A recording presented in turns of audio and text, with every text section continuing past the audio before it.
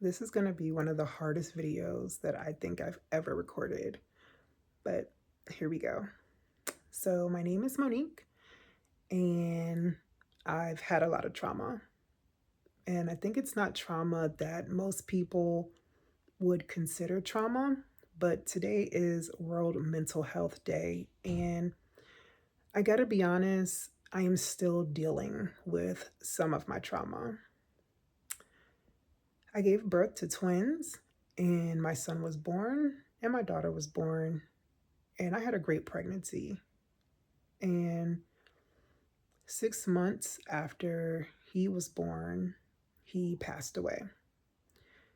Now, he was born with a facial condition called Treacher Collins. He was in the hospital constantly, and he inevitably was brain dead because our night nurse fell asleep.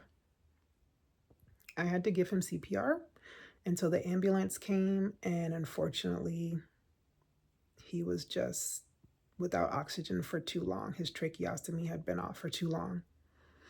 But thankfully, due to medicine, he was kind of on life support and, kind of there. So we were moved to Johns Hopkins Hospital in Maryland, and they were doing stem cell treatments. Now, I got to tell you that if you're a mom and you want to do everything right for your child, your children, and I honestly felt like I was doing the best thing for him. Some of the treatment, looking back now, would I do it? Probably not. And I feel like I've been holding on to that. Like I've been holding on to what I should have done. Was I a good mom? Am I still a good mom?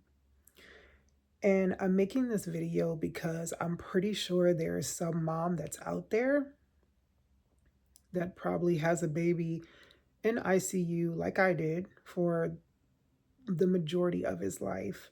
And you just feel like nobody understands. And it's hard. It's very hard. And I just feel like I've been carrying that trauma for a really long time. And I did not cry at his funeral. I had to stay strong. And I really think that if I would have gotten help, right, if I would have gotten counseling, therapy, maybe I could have dealt with some of the emotions, but I didn't because I had to stay strong because I had another baby at home. So it's hard. Like, it's hard just thinking about him sometimes, but then it's hard thinking about where my life would be with a child with special needs. And I don't know if I would have been strong enough. And that's just me being totally 100% honest. Please do not come for me in these comments. But whatever, I was willing and ready to do it because I'm a mom. And I'm a mom first. So here we are, fast forward 15 years later, and I'm finally ready to deal with my emotions.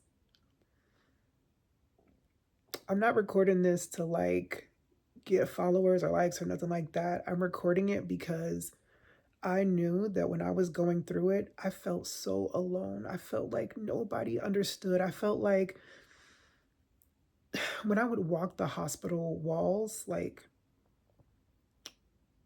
I would just pace up and down the hallway, just pacing, praying.